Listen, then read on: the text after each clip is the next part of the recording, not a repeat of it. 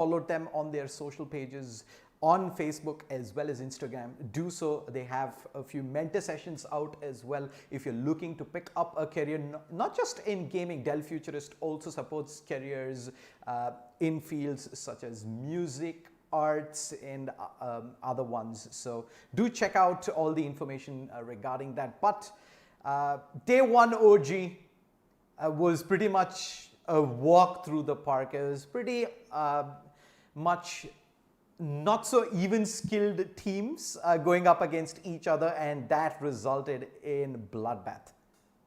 Yeah, that is true, Shade. We had two bashes, flat on bashes yesterday, and yeah, coming into the today, I feel like we might see a recurring trend of maybe a nuke or a vertigo. I'm trying to be a little optimistic here, giving the benefit of the doubt.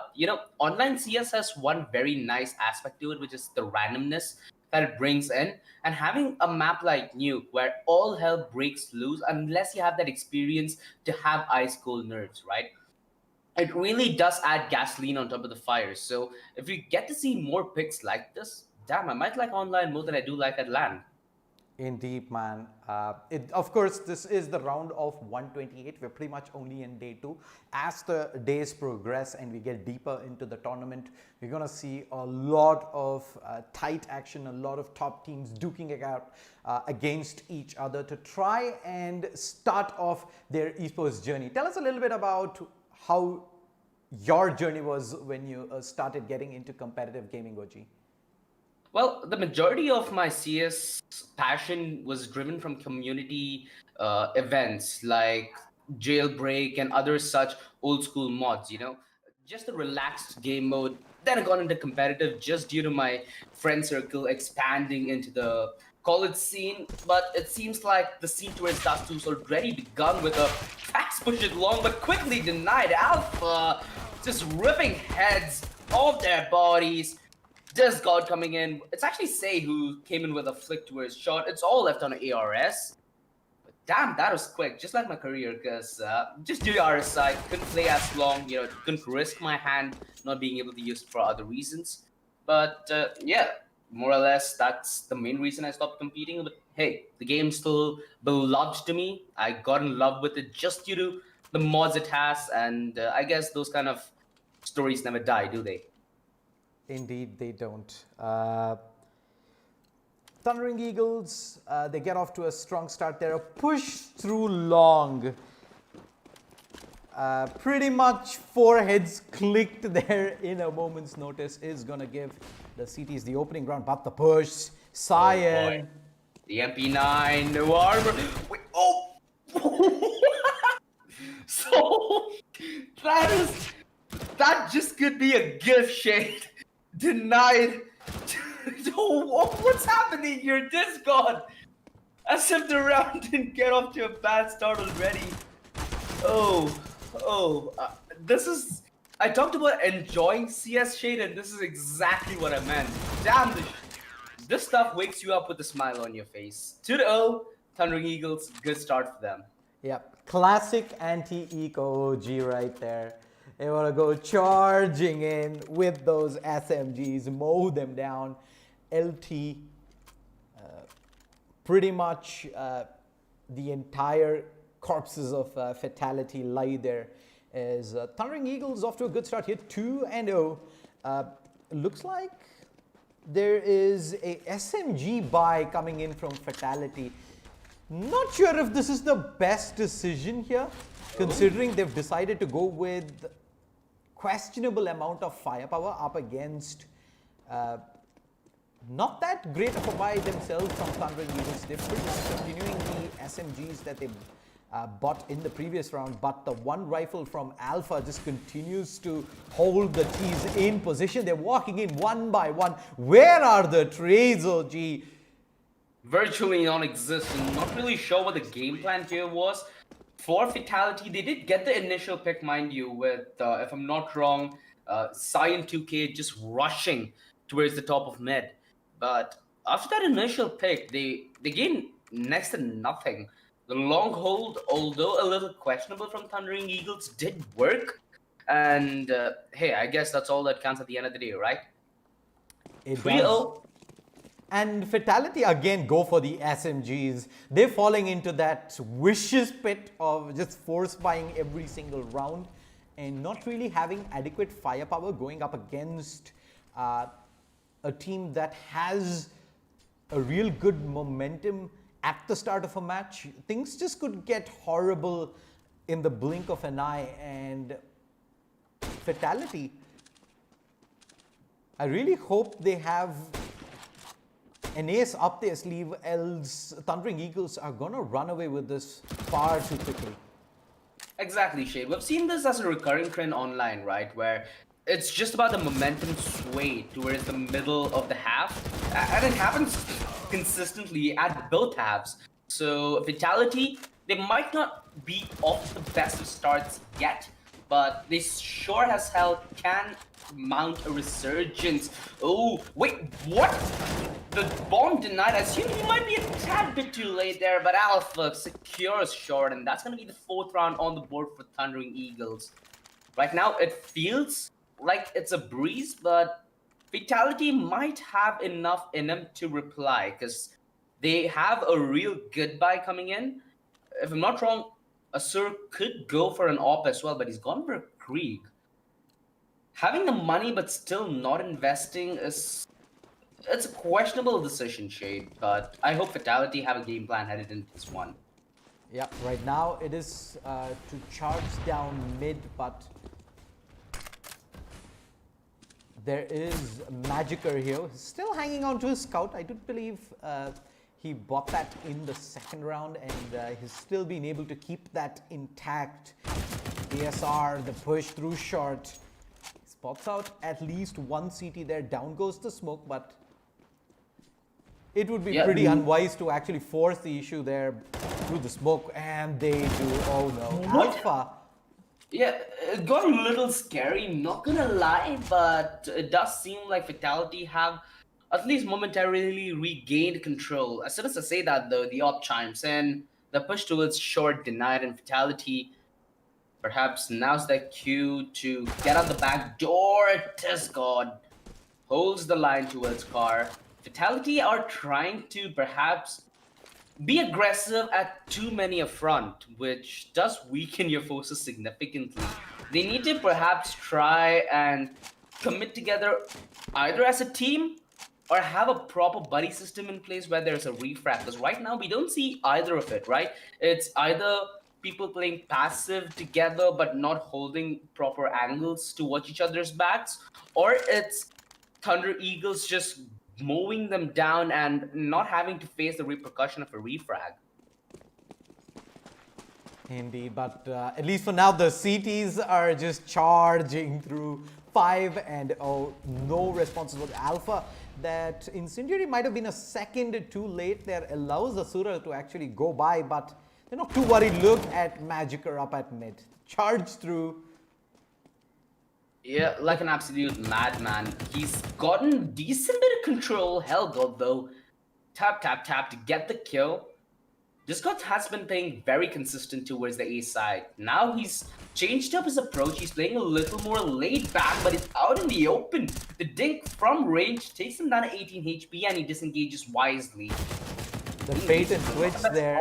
Yeah, the bait and switch eventually does pay off, as the T's are able to bring down the player guarding the A side. But the nade has done so much work. Cyan with the AWP point back range misses the shot out with the Eagle, is able to land the second. Soulfire. One read. Oh, and he misses the flick back out. But Soul is able to find Pro there, who was still all the way back at top mid. The nade could be everything. It is slam dunk. Woohoo! Didn't know Kobe Bryant came back to life. 6-0, Thundering Eagles. A more down at the wire round compared to what we've been seeing throughout the half, but Fatality's still not able to open up their account with a round. So far, Thundering Eagles have had a good bit of comfort zone, both in terms of getting rounds and their economy up on the graph. Whereas Fatality, their investment again is questionable. You did not see a double up on the T side of Dust 2 Shade. Even the best of best teams prefer double up when it's on the CT side, and even that's a doubt at times. Ooh, beautiful opener. Cyan gonna be able to find the entry, but Alpha ends up going down. The op might just be paying off here, Shade. This might just be the Caster's Curse hitting me at the worst possible moment. Look at Just wait, Magiker though, though. flirting with Oh, danger. he hears them all. Is he gonna go for the knife? No, he gets the spray on the first, just secures this calm, cool, collected. Could have gone for the third as well. Sadly denied. Alpha though, not gonna let the pieces fall to dust. 7-0. But even when Fatality are coming up on top of some of these engagements, Thundering Eagles are just so. It's like they're relying on the X factor every single round, Shade, but it's simply paying off. So you can't even say anything about that. And Fatality call the timeout. That's not really a position that you usually check. Here's one CT there, Magiker deciding to play aggressive inside the smoke, and the fact that the T's actually got the sniper playing from mid gave them a little bit more confidence to push down short, and the timing probably could have been a little better. There was a second earlier where he could have probably just straight up lined 3 players up, but instead decides to play the smart game, wait and see if he can get more from that deal. Picks up 2 kills and ends up being just about enough to stop that Fatality a hit. But regardless, Thundering Eagles here, they're off to a very good start. Fatality, they did spend quite a bit of money on questionable buys at the beginning of this half, and seems like that is going to continue here as they invest back again in 2 MP7s. SMGs up against full rifles is not really your best bet, is it, OG? It ain't really, Shade. You can't really be versatile in the way you take engagements, and you're gonna rely a lot on utility to close that distance down and make you as impactful as possible. I feel like Cyan might be having a minor issue, and Thundering Eagles taking the timeout. It also helps to relax, right? You have a massive lead, and you don't want that adrenaline and that hype to perhaps take it away from you by making those small misplays. So a good reset for the entire team in general. This, I'll be honest with you, Shade. I'm so happy right now that there's a lockdown. I've gotten a lot more to learn from this experience. For example, I baked a coffee cake by myself today, and damn, did it taste good.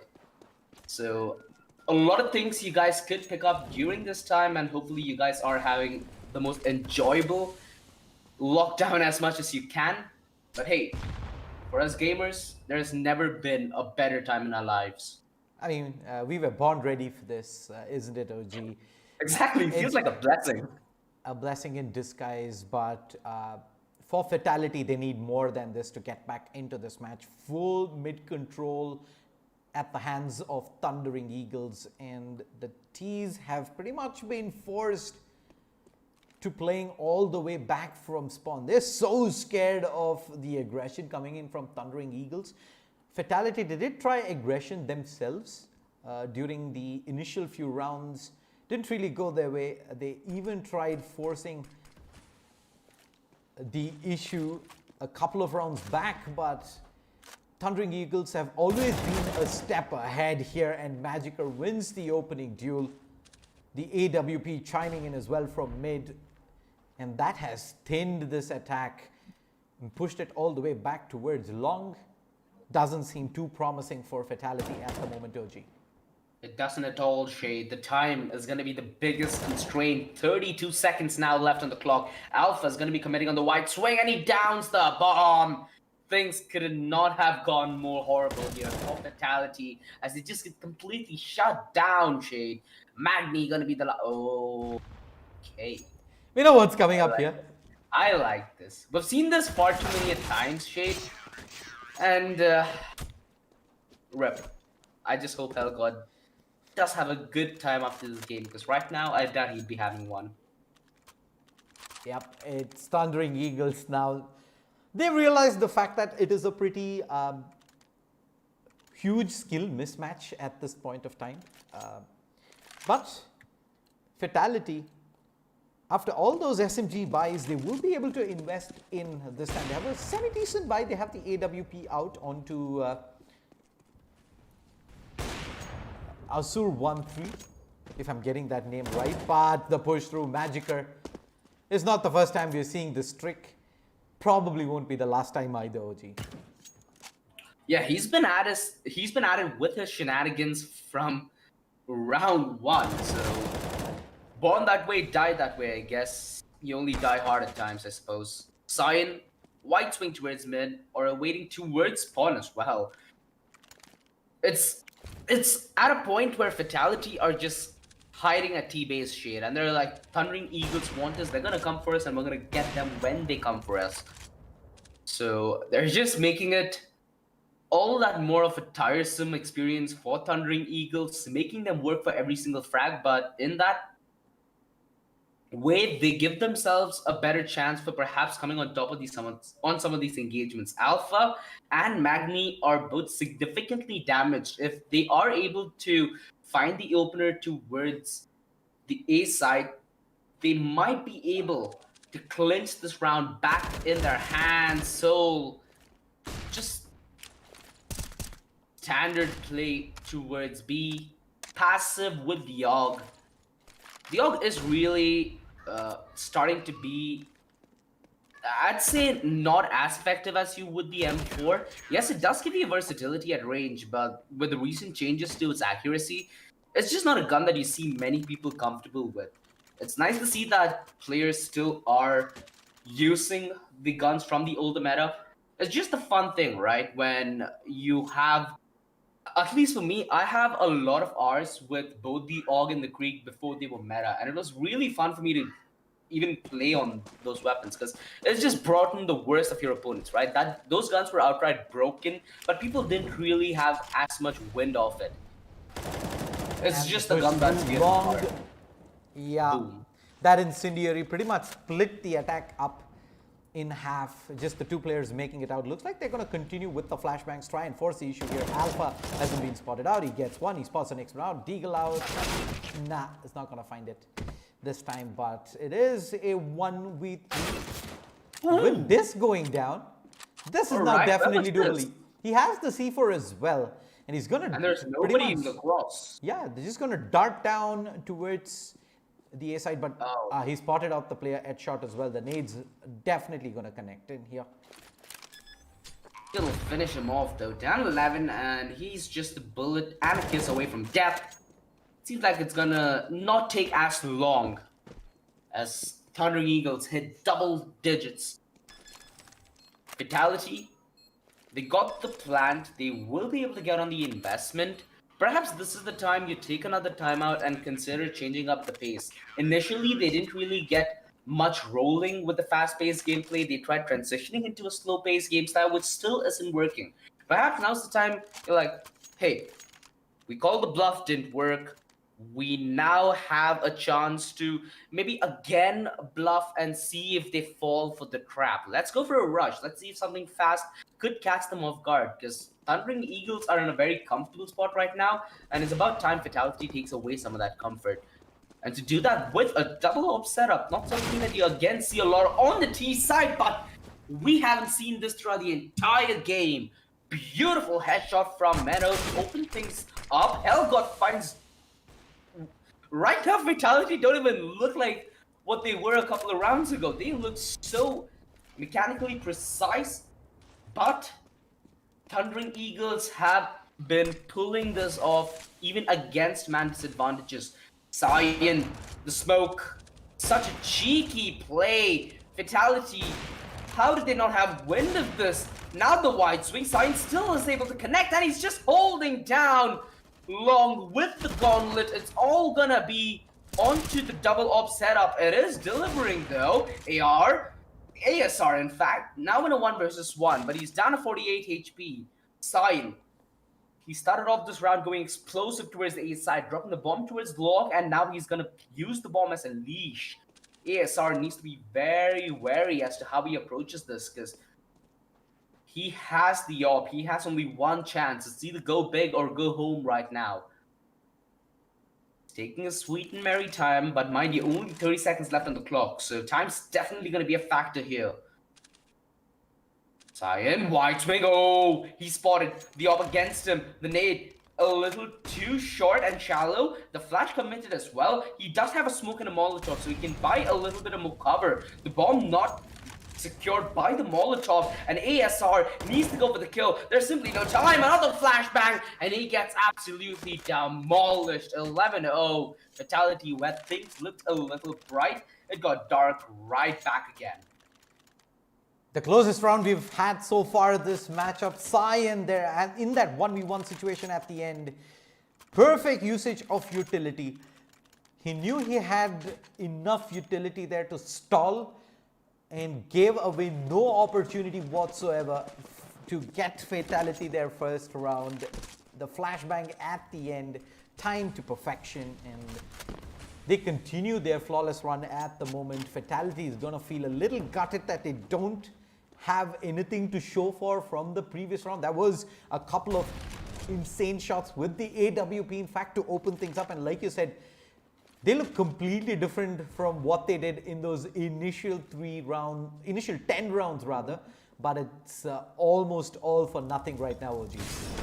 Yeah, they did again find the opener. Mind you, the last time that they did lose the round, it was a 3 versus 5. And things are just not looking any brighter for Fatality. In fact, they are the ones being delivered the fatal blow. Cyan could have just landed the secondary shot through the door, but Asur survives. Bomb dropped towards shot, Soul on the rotation, should be able to take him down to his grave. 12-0, Fatality will be able to invest yet again. They still have money for a double op setup. That's been their primary fallback. It doesn't seem like that's what they're gonna attempt though, as they have a double Krieg and MP7 on a Romak Das. And this investment again, Shade, is starting to look a little questionable. The SMGs, especially against the M4s at range, is not really the best of options.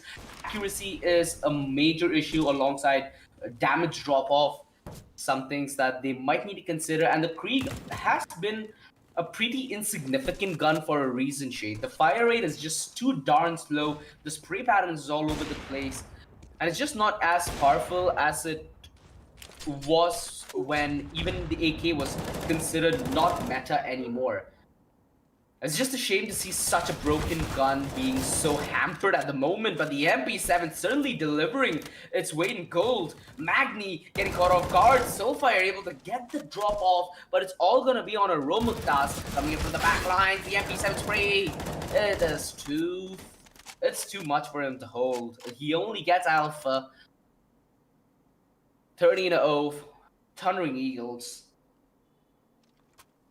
Right now, it looks like they have Dust Tube down to the wire. I just can't wait to see Thundering Eagles go up against a team on, let's say, a map like Mirage, where you have to keep in mind both the team play aspect and the individual aspect in different minds, because Mirage is a game where you can play a lot around with the rotations, especially on the T side, given how the recent addition to Bench changes the entire dynamic for the CTs to approach mid. It essentially is either the CTs don't contest mid early or they don't contest it at all. A bit of a change to what we're used to see, so that's something I'd really like to see how the side of Thunder Eagles on their CT would approach Soulfire though. Two beautiful entries, making this a 1 versus 4. This might finally be the first round of Fatality on the board here, Shade, but it doesn't seem like Soul's a quitter. He is in it to win it, and the bomb just being planted, so he should have more than enough time with the defuse kit. Yeah, he has a kit, 2 flashbangs only though. Would have loved to have had a Molotov at least, but he's gonna find absolutely nothing. Fatality. They keep showing us these moments of brilliance, OG. But the problem is they are far and few in between. The majority of it, Thundering Eagles have barely have had to break a sweat. So the grand scheme of things, unless Fatality can do that in a more regular basis, this is going to still continue with the trend here for the rest of this match, with Thundering Eagles in the driver's seat, at least at the moment. The flash completely blinds Alpha, but how on earth does he still win that duel and find the second? On 1 HP, mind you. Ooh, that no-scope was juicy. Ooh, the start for this round has been so explosive, Jade. It's a delight to watch. Soul, taking down Soul, Soul for Soul, like an eye for an eye. But for Fatality, it's going all eye for them. It's all going to be on a Sir with the op. The backstab smoked out, but a small gap for the CTs to peer through. A Sir position made abundantly aware by Alpha's position. Should be reaching the logical conclusion. Oh, he's actually going to push this straight into 3 players. Position's already given away, so Sign was more than ready positioned with the AWP. 14-1, Thundering Eagles 5, a comfortable half to start their journey with. What do you think about Thundering Eagles so far, Shay? Do you feel like, even though it's been an easy match, do you see areas in which they can develop and try to learn from this matchup? Before we jump into that, we're going to take a quick break. We'll be back shortly with the second half. Don't go anywhere.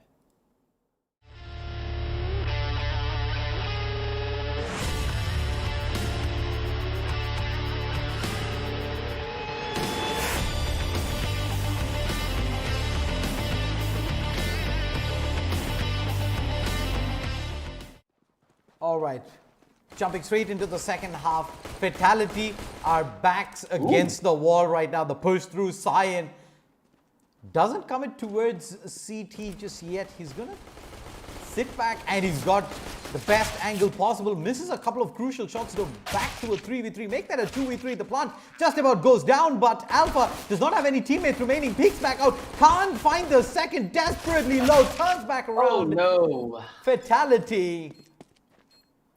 Yeah, that came down to just having your nerves ice cold, right? We saw him panic as soon as he got that first kill, trying to transfer it onto the second guy. What he could have done is, after not landing the initial few bullets on the secondary player, could have just taken a little cover, recompose himself, and reset the accuracy of the block, then go for the fight. Sadly, Thundering Eagles come up a little short on the pistol, giving Fatality a slim lifeline to try and buy their way back into this game with the SMGs.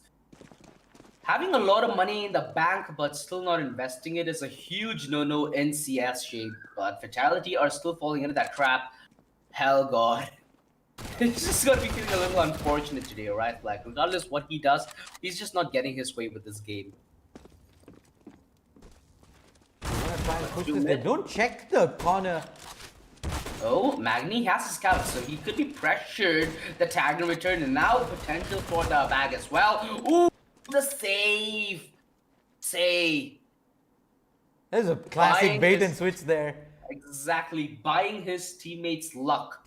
And now the backstab is going to be massive here. Shane Nightmare has a massive task ahead of him, but it's already being watched. Alpha. Such heads-up play from the man. It's all left on a rope of Daz. Hiding in sight. The Deagles just ring bells towards the 8 side. 15-2 Fatality. Delivered the fatal blow. And Thundering Eagles on the verge of taking this one home. 13 match points in favor of Thundering Eagles, 5 here. It hasn't been a close affair for the large part of this match, but Fatality, those 2 rounds that they did win, we saw them come up with some massive firepower. Good work with the AWP, and they still continue to get the job done with the scouts. There's something about Fatality and snipers where they're always able to come out on top, but you gotta be able to consistently do that over a period of 30 rounds, or at least most of it, if you are to take a match of competitive Counter-Strike. But as things stand, this Yeah, looks like it's pretty much done and dusted here. 2v3 on the retake. It's a tall ass Koji. it's quite the tall ass. The nade. That just gotta be feeling them a little bit of that sadness. Sir, taken down with ease, 16-2. A beautiful start off for Thundering Eagles here, and quite the dominant showing from their end. Yeah, that was Thundering Eagles 5 cruising through the round of 128 match in the Dell Futurist Presents Alienware Level Up Challenge. I'm Shadeslayer. That is OG the Low Res Chicken. If you don't follow Dell India and Alienware yet on your social pages, do so on their Facebook as well as Instagram pages. They have a lot of mentor sessions already out there for gamers who are looking to pursue career in gaming and esports. We'll take a quick break. We'll be back shortly with more CSGO action, so don't go anywhere.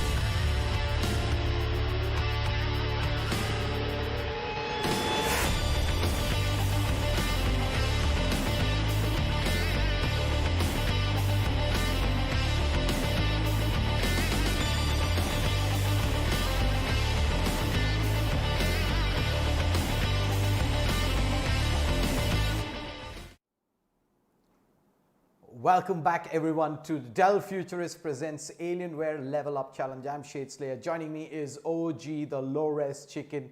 Dell Futurists are young and ambitious minds who aspire to build a future where they take passions as their careers. They are inspired by leaders who help them nurture their skills and bring their passion to life.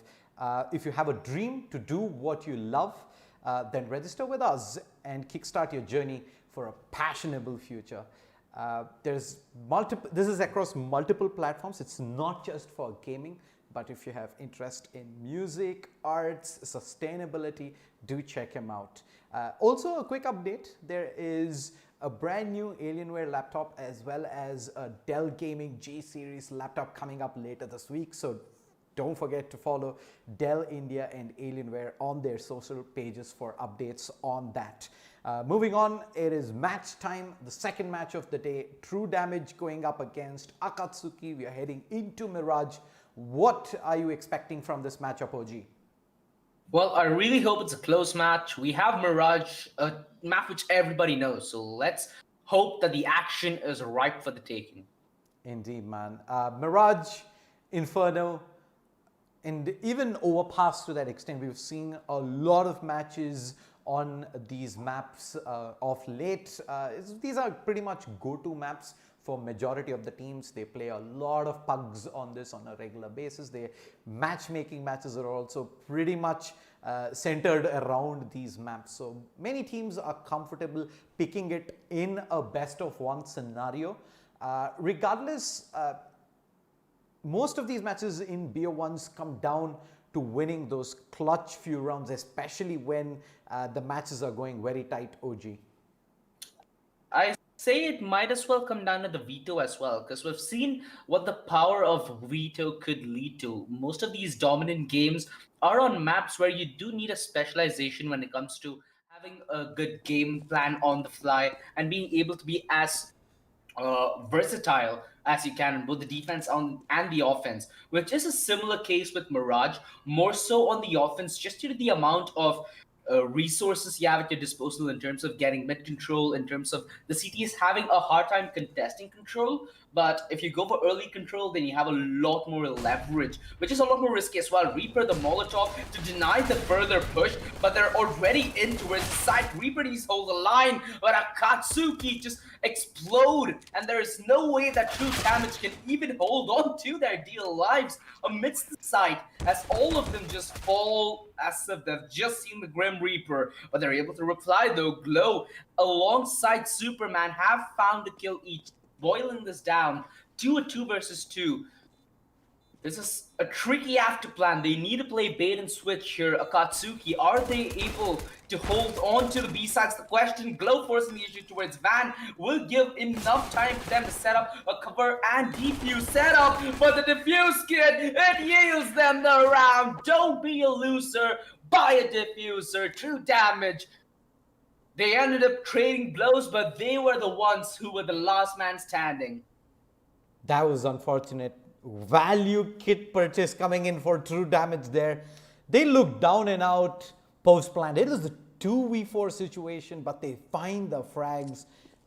Comes down to the 1v1, but the kit gives the CTs their opening pistol round, a round that should have comfortably gone the way of Akatsuki, and they're gonna pretty much go charging in one flashbang setup. They have to push through the smoke here up at A ramp. Glow unable to find the initial frags, and there is no backup in just yet. Superman coming in, but he's going to be smoked out at the moment. Teams have full control of the A side. Counter flash is coming through.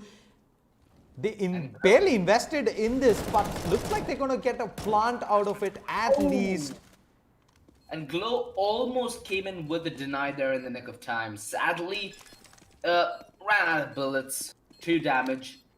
They allowed the bomb to go down though, so Akatsuki, that was their game plan with this round. All they wanted is that extra $800 in the bag so that they could potentially get onto an op setup if they fancy it. They have a lot of money backing them up, and now True Damage, they run the risk When you have SMGs, you can't really afford to let the bomb go down because look at what it's done now. Akatsuki have significantly superior weaponry, and to damage, it's gonna be coming down to setting up both the MP7 and the MP9 in a distance where it can dish out damage because you can't just take a straight aim view against one of these AKs. Indeed, up at mid, Superman with the scout, unable to get the So, first tag, is good with the second. and there is presence towards both B short and connected to try and aid him on his quest for denying mid control. Reaper, though, being pressured a lot. Agent finds an opening, he pushes in, he gets the advantage. Reaper, perfect range for the MP7 to just chew him up and spit him out. They do get control towards B short, though, and that does leave Reaper without any backup whatsoever. Right now, Akatsuki, they have a minute left on the clock. They can slow the pace down and try playing around with the rotations that True Damage have to commit here, which they are. The setup for Alpha is good, but he gets discovered. He should have just held his angle towards jungle and allowed Reaper to solo towards B, as he's doing a formidable job. As of yet, the spray almost could have landed him the third frag, but he ends up going down in 2 versus 2. Akatsuki bleeding internally, very low on HP, and Glow ready to a shot, denies the bomb. The Molly will hold them in place, and the Deagle out to claim the final frag. True Damage. They had a little bit of a questionable investment headed in, considering they had lower end of the firepower, but Akatsuki, despite the advantages, they just crumble down to ashes. The first gun round doesn't go the way of the T's there. They should be able to buy into this again. It is a mix buy in 3 AKs and 2 SMGs, courtesy the bomb plant that they did manage in the earlier rounds. They're playing it very slow, though. They're setting up for what looks like a full-blown A hit. And right now, up on the A side, we have Glow moving into position with the AWP. He's going to be smoked off at stairs, but Afterlife with the peek out. Timing was... Double, but he does the right thing as well. He gets that advantage and falls back. Now the man disadvantage for Akatsuki, as they need to get control of the A side and then play for the after plan. But they're taking far too long, Shade. It's only now that the plan's going down. Reaper not rotated just yet. Superman in a position where he can deny the cross, but he gets denied his life. Afterlife, though, coming in with a massive frag. The Molotov, not really sure why it was necessary in that position. Kiragod uses that to his advantage and just sprays down Afterlife mercilessly, transitioning this one down at 2 versus 2. Ram Rahim could have gotten the third as well, and Dewey a little slow in his reaction, more than enough time for True Damage to commit to the defuse, and 4th round easily secured as well. Akatsuki still not able to even post a single round on the board. They did get the bomb plan though, Shade, but this is looking a little disturbing, especially with the way they committed towards the side. It didn't feel like they had a solid game plan for what they should do after they get the bomb plant. Yep, that was pretty darn questionable post-plant situations there. They had the numbers, but on the retake offered way too many frags away, despite getting that opening duel onto the CT at jungle. They still end up falling over like a pack of cards. Sportman, what's out of CT, doesn't really get offered a duel here. They're going to smoke off Sniper Rest regardless, and looks like the T's are heading in for early mid control. The opening frag going the way of Kiragod. He does find the opener, but True Damage have been so consistent in their ability to strike back. Alpha giving away a lot of noise. This is already telegraphed. You simply cannot afford to pull off those kind of maneuvers, Shade. It's far too much risk for far too little reward, because they know exactly where you're coming from, how you're coming from, and how you're gonna get there as well. Afterlife with the nade could come in with the Kobe, but it's not gonna be the scene. Everybody from Akatsuki gonna be so dead low. True Damage. It really is that, right? Akatsuki just biting in the true damage that is being dished out without being able to reply in kind. Even if they do get the initial frag, True Damage always come in with the refrag and walk away with a high HP advantage. Afterlife The headshot just nailed him towards jungle, and Reaper trying to make the best out of his position. He's good for the frag on Akira God, but the problem is the rotations all the way in from Ram Rahim, who's transitioned from A ramp all the way towards connector. Smoke towards Ram, but doesn't provide adequate cover. Superman down by Ram Rahim as he misses a shot. And Akatsuki, and again, got very chaotic, but they were able to make good use of that chaos and win this round out, which seems like fortune to me. Yeah, far better post plant there from Akatsuki. They even had the one T go for that long loop around back towards connector, and that sets up the perfect crossfire in that 2v2 retake attempt from True Damage there to give them the first round. And True Damage, despite the 4 consecutive rounds, all of them being with relative ease, they lose the first round, they're immediately out of money. Yeah, they are in a very tough spot here, and the push through Palace. This is ballsy stuff, but these are what wins you games. Kira God ends up going down alongside Vites. This is turning out to be one hell of a onslaught towards the A side, as we have the entirety of the server duking it out here. It's all left on to the two Deagles, all through damage. But they are just playing this one beautifully. Reaper not showing himself. Nobody from Akatsuki even clearing. Oh, they ran out of bullets. This is awkward shade. The peak wide. Ram Rahim able to get the headshot on a Reaper. Superman a 1 versus 2. But both these players from Akatsuki are in one tap distance. And through the box, and it actually connects. Ram Rahim is taken down at 25. The Deagle. It's iconic for pulling out rounds such as these, and Superman setting himself up for the highlight reel. Could get the wide swing on the ops. Pudaman not able to connect the shots yet again, making his way through stairs. He does so much damage, but not able to land the finishing blow. Akatsuki, they looked far too scared for that 1 versus 2 shade. They gave away so many 1v1 opportunities. It's borderline looking scary for me. Yep. If he managed to land those Deagle shots earlier, that was going to be curtains for Akatsuki. They offered him a good 5 or 6 looks with that Deagle. Shouldn't really have happened in the first place, but they managed to hang on.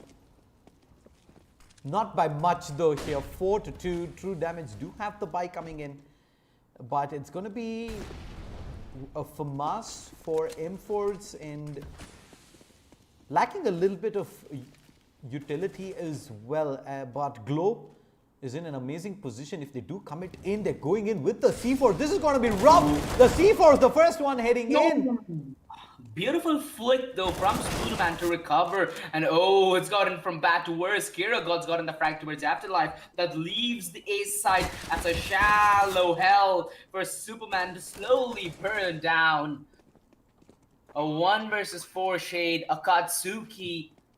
This is what I was talking about the previous game, right? Where initially a team might not be off to the best start, but the momentum sway is quite real, shade, and it seems like Akatsuki are having the better end of that that delicious piece of candy. Yep, that's going to be their 3rd consecutive round on the board here on the T side. 4-3. True Damage. Their defense has been questionable. They've been giving away a lot more of these individual duels around the map, which they didn't in the initial few rounds, and maybe a cause to call a timeout here and fix things up, and that's exactly what they want to do. Yeah, this is the best maneuver they've done so far. Just reset. Yeah, you're having a little bit of turbulence, but hey, that's what keeps the fun in the game, right? To overcome this kind of anti-strat which is happening to Akatsuki, which is happening by Akatsuki right now. Because True Damage, they were pretty clear that they wanted to stack towards the side. They were ready to relinquish mid control. If I'm not wrong, it was maybe only that one round where True Damage even contested towards mid. So Akatsuki, they exploit towards mid. Again, that frag towards connector meant everything, shade. Because at that point, it was more or less like a sandwich, right? Whoever was on that A side was essentially trapped. unless a man came in absolutely massive there, netting himself more than one kill, it is far from a doable situation after the trades. And Akatsuki, they were pretty quick on that trigger. They did not lose their momentum into the side, neither did they lose numbers. True damage though. Numbers is what they're going for, but a stack towards the B side. Instant refrag does favor true damage considering their economy is not all that great and their investment's not all that great. They get a free gun on the back of that as well. But the AWP surprisingly wants to challenge this. Yeah, there could be a wide swing from more than a player. If that's the scenario, Shade, it's gonna be pretty gruesome. Oh, Reaper might have just browned his pants there, but he's lucky to be alive. That op could have gotten into the wrong hands, Shade, and the man disadvantage on the top of that might have just been a little too much for Akatsuki. Luckily, it doesn't seem to go all that bad for them, and the push through CT might just yield them a kill on Afterlife, who, mind you, does not have armor, so the aim punch, yeah, that's gonna affect him significantly. They should perhaps just save this AK, perhaps could go on an op setup with the AK saved, which definitely will help you on the CT side of Mirage. Superman, just trying to make it expensive here, has nothing to lose at all. So the USP hunting is going to be in, but I doubt he's going to collect any frags. 4-4. Oh, he actually does get a frag. Could get 2. Nah, the economy of Akatsuki, though, is at least kept humble because of that 1 frag. So a good job done there by Superman.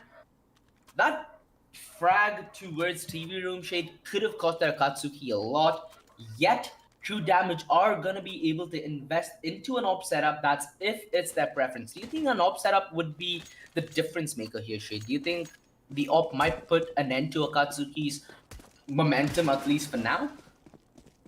I do believe it will make a change because Akatsuki, after the first few rounds, have stopped picking individual duels around. They've always been moving around with the numbers, playing the party system for trade, and that has ensured that the numbers weren't getting thinned as much as it was early in the round compared to the first few rounds of this match. But it looks like they're going to still go ahead and commit early towards the B side here. Counter Molotovs in position, preventing the T's from going towards B just yet, and they're going to turn tail and head back towards mid instead.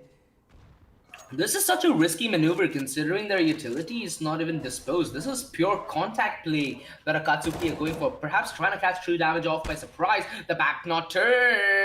And that is what they were looking for. That one opening gifted, and now they have to collapse onto the B side on the back of that opening. Superman's going to be watching across. There is no saving you, Ram Rahim. Afterlife does end up going down though, and that puts a lot of pressure. Sportman coming in from the back makes this a doable 1 versus 1 for Glow.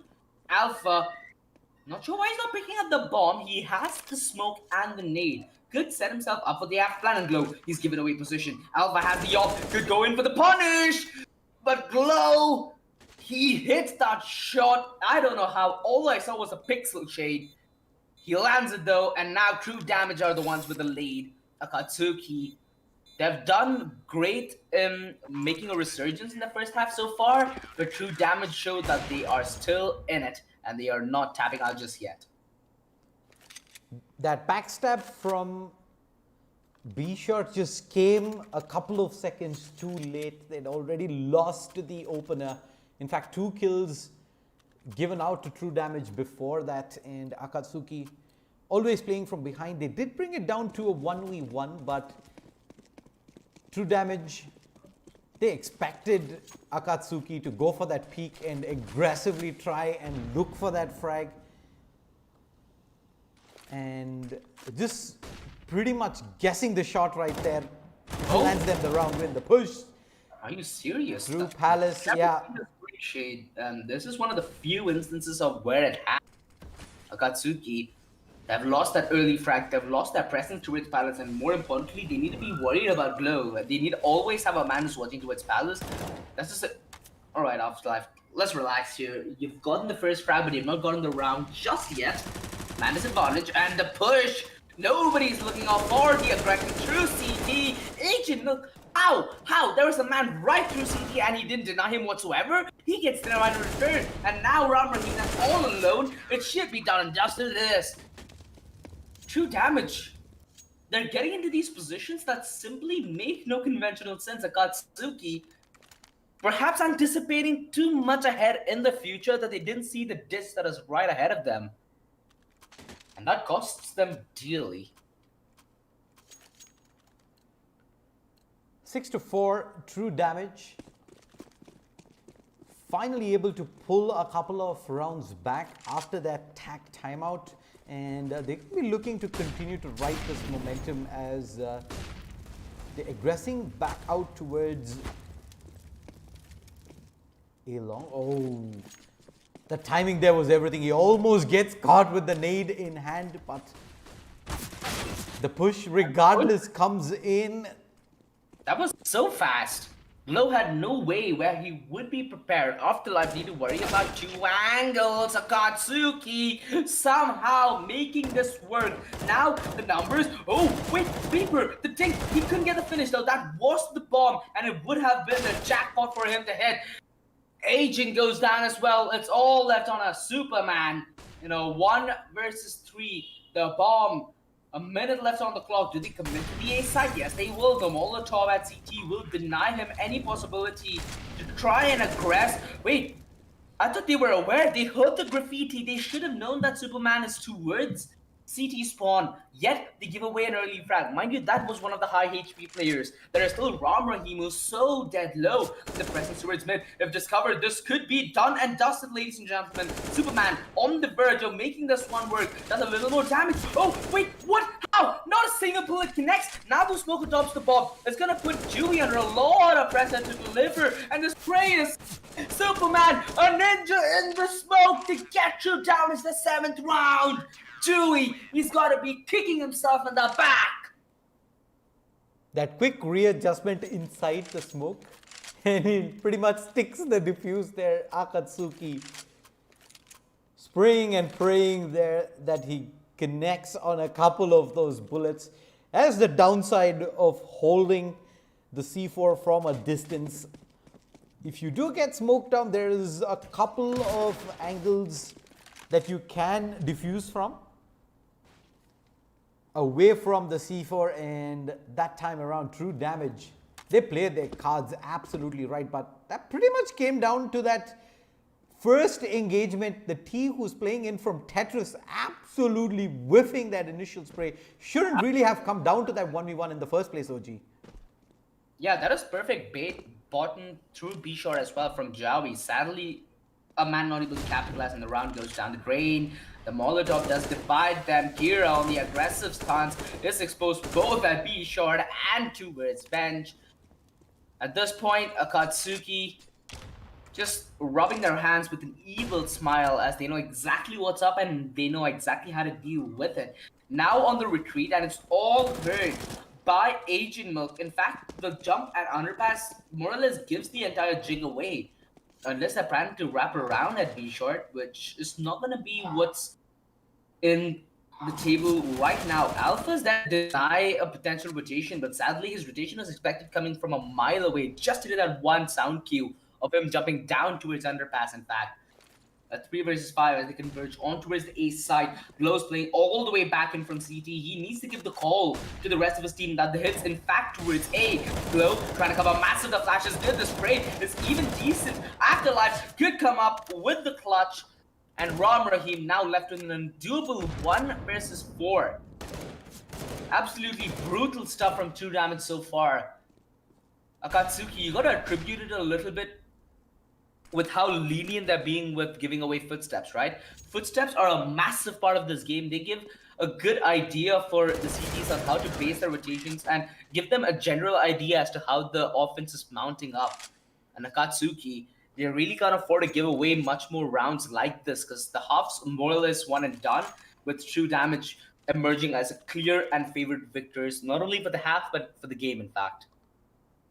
That was good defensive utility used by True Damage in the first place at the B apartments, stopping that initial quick B rush from Akatsuki. But once that wasn't going to see fruition, It was surprising, like you said, that they pretty much made it very evident the fact that they were falling back towards either mid or A, and True Damage, they moved back into position at the A bomb site, and when Akatsuki came in, they walked in to a crossfire already in position by True Damage. And Akatsuki, if you're trying to make the fake play, you gotta be a little bit more discreet about it, OG.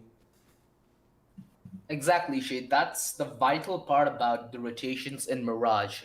Usually it's the T side who benefits by having a more stealthy approach towards underpass. They get a lot of information both towards how the B side's being played and how it's being played towards jungle and B short. It gives you a good idea as to how you need to approach your offense, and it also helps you in finding crucial pickoffs during the hit where you guard the backlines, you do not allow the CT side to rotate, and you delay them as much as you can, right? It's about buying time for the C4, which Akatsuki have been consistently not being able to deliver upon. The 1 versus 2, like you mentioned, and the plant, only the other plant that Akatsuki came in with, where they had a huge advantage walking in towards the side, but they were only restricted to the side. So True Damage, they're also doing a really good job in maintaining a very good line of control, not allowing Akatsuki to gain any control after the plant. I feel like if Akatsuki are able to break out after the plant and get a decent bit of map control to play the plant with, while maintaining that buddy system, which is going to be the crucial aspect of it, it's going to be easier for them on the T side. They have aim shade. We've seen them pop heads. They have a good idea about CS, but right now they need an anti-strat what True Damage is doing, which is only playing for the retake. Yep, it's just pretty much Reaper here alone. The flashbangs blind both the CTs. They don't get the initial frags. Eventually, Reaper does find the one, and Glow, he's been completely ignored at the moment. They do reply back with a couple of frags. Is it too little, too late though? Counter flash on tip site. Is Rika God able to spray down with the UMP, bring it to a 2v1 situation there at the end. Rika, 38 HP, is allowed to plant the C4, but yeah, that is a great punished Shade. Could not have afforded to commit with that swing towards market. Now it leaves Rika in a very one and done position, but nice shot on Afterlife. He is significantly tagged though. Superman, Flash Prime. The biggest mistake you potentially could do in a 1 versus 1 is have your pants down when everyone's looking at you, with just holding utility. Oh, Shade, Rika, the trigger discipline. I like it. I love it. Rika knows exactly how to do the 1 versus 2. He knew that he had utility shit, but he had no reason to use it. The CT might have used, the smoke use would have been smarter because it gives a lot of cover, but the flash, it simply doesn't make as much sense in a 1 versus 1. Yep, I think deciding not to use utility there allowed him to keep his position still a secret, and eventually he does get the jump on the CT's position, is able to clutch that out at the end, but the USP. Are they going to commit is the question, because the Akatsuki are still lining up the smokes. They know it's an ace stack. Shit, this is the biggest mistake I've seen a team do. They know the 5 mana towards Afterlife. He does end up going down though, but he's just baiting them into the slaughter perhaps, because the Akatsuki are still maintaining their composure in the entry. Agent, he's been quiet though. He needs his teammate. Vic, he's finding the frag, and he found them the round. Dewey with an ace. But that was just too scary, Shade. You cannot afford to walk into a stack. Even when there are pistols, you need to give it respect, because we've seen what these pistols can pull off if you do not give them their adequate room to work with. That was a lot of patience there from the CTs. They had the crossfire. They unfortunately did not have the weaponry. They wait for the absolute opportune moment to pull the trigger, but when they did, it was unfortunate that none of it actually commits.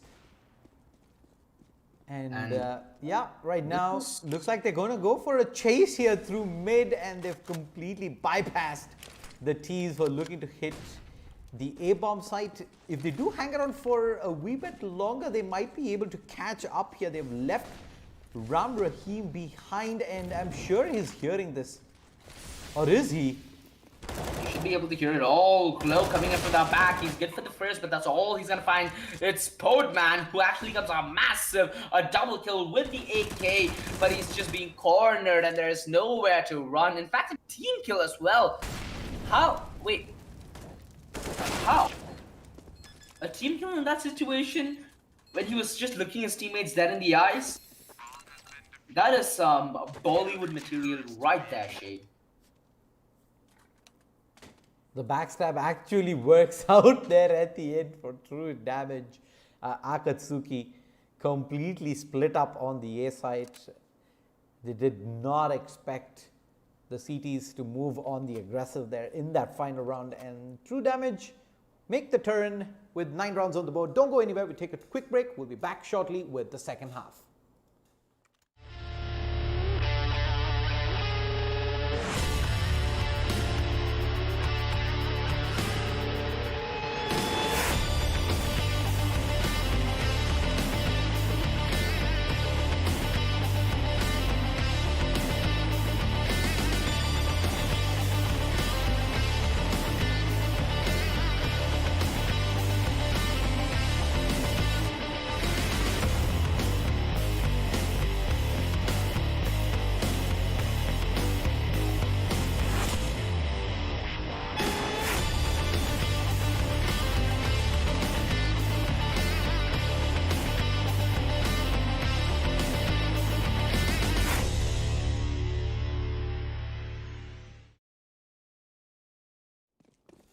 All right, pistol round of the second half. True damage, 9 rounds in the bag. And they're going to go for a quick A hit here to start off the second half. Dewey as well as Alpha playing in from CT. They get a nade, they get a smoke, and they're completely pushed back towards CT spawn here. The CT's swift A hit, and they have absolutely no clue here. Post plant, they're getting in the frags. They're even chasing the CTs all the way back. But they better be careful. A couple of kills here, and Akatsuki still may be able to find a way back into this, especially with them having a hit on Alpha here as well. He continues to click away. Oh, what a retake though. A massive play coming in from Dewey. They have more than enough time on the defuse. I was just about to say, Shade, that true damage did on the T-side pistol what Akatsuki didn't do their entire T-side, which is play aggressive post plans, get control. They were contesting towards jungle. They could have played axe plan towards connector as well. Rather, at the end, I'm not really sure whether it was miscommunication or a little bit of a mishap in the strategy. There is simply no reason that 3 players have to play RAM. There's absolutely no way that a 3-man defense towards a single side is good, because you can just get funneled in and pushed back against the wall. Even if it was a 2 versus 3 Shade and he landed those 2 kills, it would have been a round where Akatsuki had a decent chance to win, which is something you can't let happen, especially in a post plant. And the pistol train towards Palace coming through in Rika is in a position to go for glory. They're waiting in for those flashbangs to come through. He's in a good position to completely ignore them. There is Dewey ready for the trade as well. He hears the footsteps by the looks of things. The only problematic thing here is he's in a range where the CZs are at their max effectivity. So if he gets a headshot, it's just lights out for him. He better be safe the way he's approaching this round, because it seems like true damage certainly are. They're waiting for the flashes from both Agent MLK and Superman. Rika, he's second thinking to himself, do I want to hold that angle or not? And I guess the answer is a loud no. It's gone back yet again. And this is just timing, which is being the focal point of both these teams. They're just waiting for that one time, and they will just go ham. It's been the setup for the entire round. You'd never really see the shade. 20 seconds left, and now the collapse from Palace. The flash, it doesn't blind Rika God, who could go massive here. The spray down, and they all just fall like twice. This is why you need proper flashes, Shade. There should have been flashes deployed from A ramp where it's much more easier to blind the players playing towards site. In this situation, nobody from the site even got blinded. There's three flashes, you just went down the drain. They delayed down to about 20 seconds remaining on the clock. Something that we don't usually see, but the flashbangs didn't get the job done, and Rika. It was a little delayed, but it still eventually comes his way. 3 frags. And right now, the T's, they have early control of short, and the CTs, they have no idea this is coming their way. What? I could have bet my life that DYS hurt the men to a shot but still didn't turn back. I think he was expecting the pincer attack to come through as well from apartments, and probably decided to put their eggs in one basket and look for securing that frag up at apartments. But Rika is gonna get jumped soon as well from behind by the looks of things. Yeah, Glow's ready to pounce, just waiting for Kira to be the one who makes the move. Ooh! We all have these days, Shade. We all have these days, let's not lie. It's just one of those sprays you wish you can rewind time and be able to redo it at point blank range. Oh, yeah. Talk about how to overcome it, Shade. I think it's real fitting that you addressed that issue in this round. 10 to 8 10. true damage, double digits, 6 rounds away from moving on to the round of 64 in the Dell Futurist presents the Alienware LevelUp challenge. This has been quite a contrast to the matches we've seen so far on stream, OG. It's been quite contrasting, Shade. Both these teams are looking to be a little more even in terms of their skill matchup. This is, again, a closer game than I think I expected this game coming a mile away, but it might have been a little closer than what you had expected coming in, right? Because it feels like Akatsuki, they Wait. have everything. Oh, bruh. How does he not spot that? Oh my lord. I think he got a little too tunnel visioned in, looking for the player on site, and the T's, they're walking into a trap here. Dewey from short gets a freebie. He super can't even push in towards the site. The backstab from short just in the nick of time, and Yeah, an easy cleanup for Akatsuki there. But it got a little scary, Shane, not gonna lie. That peek from apartments, this is why you'd like a good monitor heading into this, heading into any game for that fact, don't you, Shade? Just to avoid those moments where you're like, why did I just not see him? I guess even Akatsuki were taking a step back and they've called a timeout. Good for them. Let's see if true damage on the other end might force up, because their economy, it's a little iffy. Reaper and Agent have enough dough in the bank to drop every single member of their teams. Potentially a Deagle or even a Tech 9, depends on how they feel like running their system. But I just hope that they do not re-execute that 20-second palace jump that they just did in the round prior. they go for the double up setup here, Akatsuki, and I also like the fact that they win the round and they're the ones to call a timeout. There's been a lot of back and forth this entire match, and neither team has really been able to establish any sort of momentum. So calling the timeout and acknowledging the fact that, hey, we're on the front foot, we're making a comeback into this one, let's continue keeping it that way, as at least for now, true damage, their money is in shambles. They're going to have to make do with just a few upgraded pistols. Alpha Centaur, what's the utility he's got? He's got an incendiary smoke, couple of flashbangs to hold this push in position if they do come it in full on for this. Dewey, however, is all the way up short. And I don't think like it might collapse though.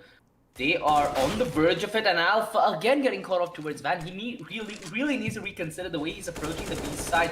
Jui, though, in a perfect position. We know him to be a really good spray, and he's just delivering. Akatsuki just mowing them down.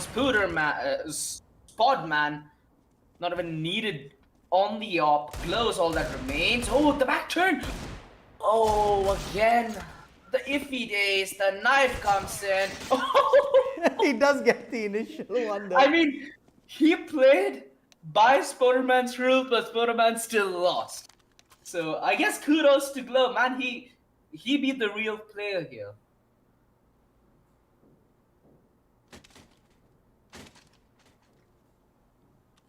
Oh, we need a clip, Shade. We need a clip that. Undoubtedly, I guess our highlight for the day so far. I'm not really that big of a fan in fencing, Shade, but if you have fencing like that, boy, am I hooked.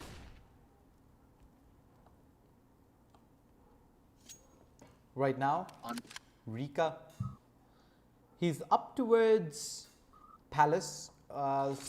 He's getting ready to dunk in a bit of utility, but are they really going to look to commit on the back of this? Because the C4 is still all the way back towards the B bomb site. And looks like they're going to try and sell a fake here with the numbers and a bit of utility spent. They're going to leave Afterlife behind as well. Try and sell this as much as he can, but Jui, he's heard the footsteps. They're already on rotate. Jui needs to find at least one, and he finds absolutely nothing there. Spotted out at shot, taken down. The AWP on the retake, goes for the face, immediately back out, but they're looking to force the issue here. In comes the Molotov. Is going to keep Alpha Centaur in a pretty defensive position, but look at the positioning from Agent Mike. Kind of iffy. That jump, if not committed, would have come in with the punish, but Reaper on a spree as he gets 3. It's all left on Ram Rahim with the AWP. But is it too late? Is it to be or not to be? Ram Rahim gets the tag but not the bag, and he has bailed out. Goodbye to the B side, goodbye to the bomb, and hello the next round as the op will sustain on the hands of Ram Rahim. So Akatsuki still have a fighting chance. They have more than enough money on both Jui and Rika God to perhaps make the money work around the table and get a decent buy, Shade, but their bank is getting exhausted, and so are their opportunities to take this game home. 11 to 10, we continue with the back and forth here. True damage right now with the round lead, but it amounts to almost nothing in this scenario. Double upset, a back strong on Akatsuki. True damage. This time, I don't think there is anything that they're trying to hide about this. A hit, a quick opener, an all-important one from Superman. And the utilities are going to blind Ram Rahim as well as who is that? That's Podman right now, who's pushed up towards stairs. He's not getting offered a duel just yet. Jui has joined into the party as well. They spotted out the player up at Palace. The Molotov to deny the swing, but it's not deep enough. That's the only problem. He can still hold the angle, and he gets punished. Agent MLK. Beautiful peek from under Palace. If they do give these frags one by one, Shade, it's still possible for Akatsuki to perhaps claim this round. Too much said too late, I suppose, as they just lost 2 members when the sentence did. And yeah, it seems like the round's just ending, Shade. Akatsuki, it looked a little promising on the retake, not gonna lie, but that Molotov gave it away, because if that Molotov was on point, there shouldn't have been a double peak, and there would have been an easier time for the man who was trying to clear through Tetris.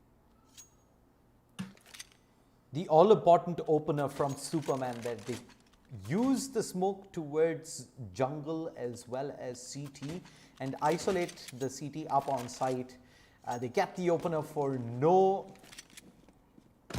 casualties in return, and True Damage is able to convert the numbers there post plant. And looks like they're just going to continue doing this until it fails. They're walking into not the best of weaponry. They've given away a couple of kills for free. Superman is going to have to go big again. He's going to find the first one. That was huge. He peeked in with a lot of CTs looking his way, and he still manages to get not only the frag, but also back away with his life intact.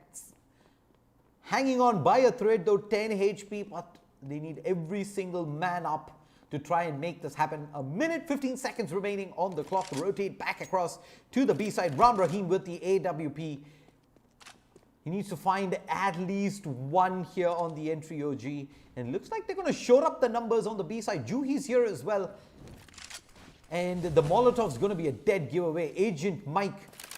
Are they going to force him during the plant? They don't. Superman with the boost. That was the golden opportunity. That was a big one there, but he can't level up. But Agent Mike. He shuts things down for now. With Is he going to force this? He's going in. He's got the jump. He's got the jump. He's doing it all himself there. True damage. A huge clutch. And Agent Mike, he's done it all. And has he put this beyond doubt and sent true damage into the round of 64 OG? This very well might be the case, Jay. Look at the money on Akatsuki. This is their last-ditch effort to remain in this game. Every single penny poured down the drain. Akatsuki, no op on the playing field this time around. Ram Rahim, in fact, doesn't even have a weapon. Only a deagle. Rika with the MP7. For Akatsuki, things haven't looked this dire in a while. They'll need to try a way to claw their grip into this game. Kira start things strong though with the pick close towards ramp.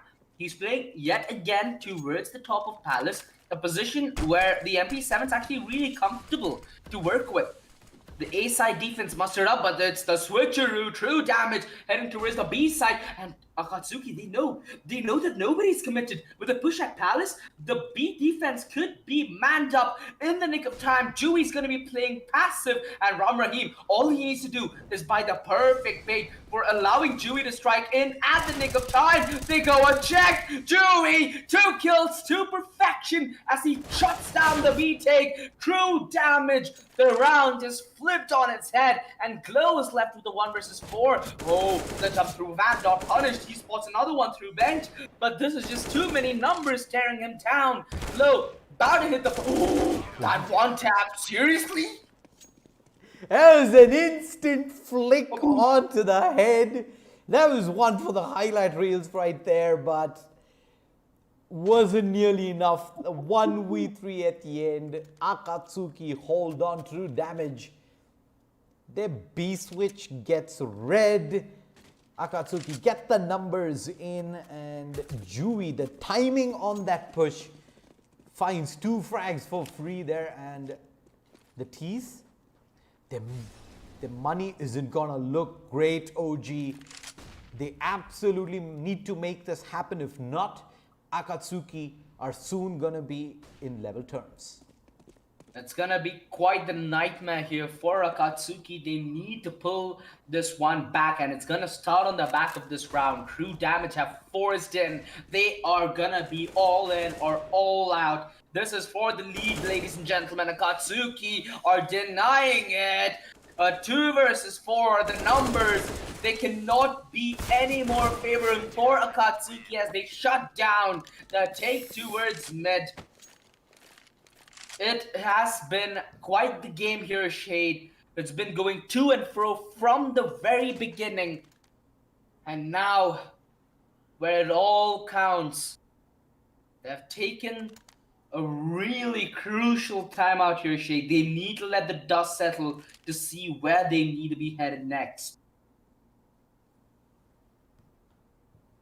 13-12, definitely not enough money to buy into this round for true damage. And they're definitely going to go ahead and go for the safe play. No reason to go for a mix buy at a stage like this. Maybe get in a few upgraded pistols, a smoke, get a plant down and work from there. But true damage, last couple of rounds have seemed a little bit forced from their side. They've tried to force the issue to Akatsuki, and Akatsuki have been more than ready to rise up to the challenge. And looks like, More than yeah, they've gone for 2 smokes only here with 1 upgraded pistol. So barely anything invested into this round. Sportman. Yeah. Ooh, I assume that might just be a nutcracker of a nade there, but didn't end up doing as much damage as we did expect. So far, Akatsuki, they're in a really good position for this game, Shade. They are in a position where they can take away this lead and punish them as much as possible. But True Damage are playing all their cards right as well. They're not completely forcing into this one. They should have a good buy coming up next. This is what we mean by a really great game of Counter-Strike. It going down at the wire, down into the dirt as the push towards B. Only pistols on the board and the spray down massacre. There is simply no room for you in this site. Thank you and goodbye. 13-13, True Damage now with the chance to come back and reply hard. And at a very crucial point in the game as well. 13-13. This is where true players are made, Shade. This is when you need to be the man and step it up. This is where you write your story. An op onto Alpha, none on the other end to even counter him. Whom do you favor right now, Shade? It's gonna be coming down to the tip of the sword, but if you had to give any name, who would it be? I think Akatsuki's got this. At this point of time, they've got the momentum on their side, a True Damage. I think their attack over the last few rounds has become pretty one-dimensional. We don't see them vie for that mid-control anymore. And at least for now, they're going to drop the smokes in and they're going to commit for the B hit. They're walking in to a lot of CTs in position, but the whiff of the spray initially with the nade in hand can almost make this work. Rika has made a whiff of his spray as well, and Akatsuki, the timing couldn't have been any better for True Damage there, and they've locked the CTs away from a possible swift reply back. But will they give an opportunity? Agent Mike ends up going down, and Ram Rahim, there's a lot riding on him. He finds the player here, and it's all down to Glow. Charging through, can he get the first frag? He does. And now the ninja, this is gonna be happening, Shade! The flash, but it's not enough! True Damage, they secure the all-important round, 14-13, 1 round away from map and match point. Akatsuki staring down potential elimination with a bye, which is gonna be, I was gonna say flimsy looking at Alpha's buy, but he really didn't need to commit to that. He could have gone for more utility, and Dewey could have dropped him a FAMAS Shade. This is nerves hitting Akatsuki. They're being tested, and they're not able to find a response. The flash coming in, and they're going down. Just pure fast plays coming in from True Damage, and Akatsuki has absolutely no answers to this unrelenting aggression. It is charging in and claiming sites. 2 rounds now back to back. It's a pretty straightforward approach, but unless you have the counter utility, unless you can land those frags, doesn't really matter. But the retake coming in strong. They found 2 kills. They found a way back into this, but Reaper's tapping up huge. Dewey, can he make this happen? No! They had a chance there, Shade. They had the opportunity. That was their lifeline, and it's gone down. Finally, a timeout taken, but by True Damage. This might just be... I always advocate for timeouts, Shade, but in this situation, you're giving Akatsuki room to recompose themselves and come back into this one. I feel like True Damage should have just taken this round for the heck of it and tried to end it right here, right now. Rather, this breathing room might be what ends up suffocating True Damage in the end here. Akatsuki, they have money to invest, all right. Dewey could go for the M4 with the Seta utility, compromising perhaps on the Molotov department. Yeah, it seems like that's going to be the game plan. A single Molotov shade. Akatsuki, they're holding on, but just by a mere ledge. That's the only space they have to make this one back, Shade, or else they're gonna fall down into the eliminated list, which is going to be a disappointment because this has been the most entertaining game of cast in a while, Shade.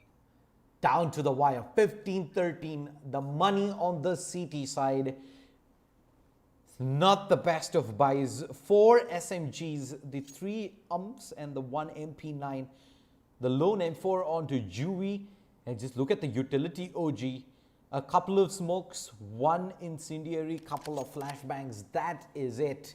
And True Damage, if they can force that out early in the round, they've got this one in the bag. But True Damage in the last couple of rounds, we've seen them straight up go for those site rushes, regardless of where the CTs have spread themselves out. But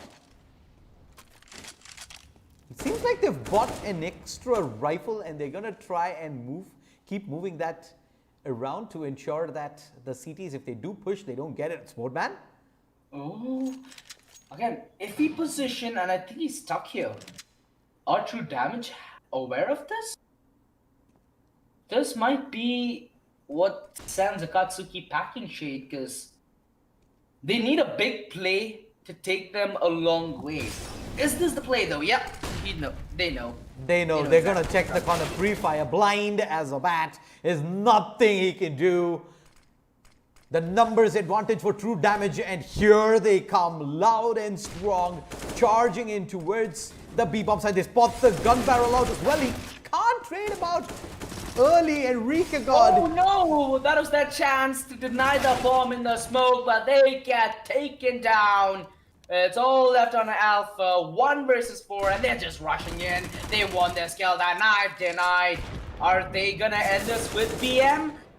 Another frag, but little to nothing in the way of success. 16-13, True Damage with one of the more exciting games we've seen so far, Shade. It came down to the wire, and Akatsuki, they gave it their all. They gave it a good fight, and at the end of the day, this is the best that CS has to offer, Shade. Yeah, a lot of back and forth there throughout that entire match there at the end. Akatsuki unfortunately couldn't step up in the rounds that mattered. By far the closest match you've seen, in an amazing one at that. But with the end of that match, we come to the end of day 2 of Dell Futurist presents Alienware LevelUp Challenge. I'm Shadeslayer, that is OG, the low res chicken. We'll be back again tomorrow at 4:45 p.m. with a lot more CS action heading your way. Don't forget to follow Dell India as well as Alienware on their social media pages on Facebook as well as Instagram. There's a brand new Alienware laptop as well as a Dell Gaming G Series laptop launching very soon as well. So do follow them for all the latest updates.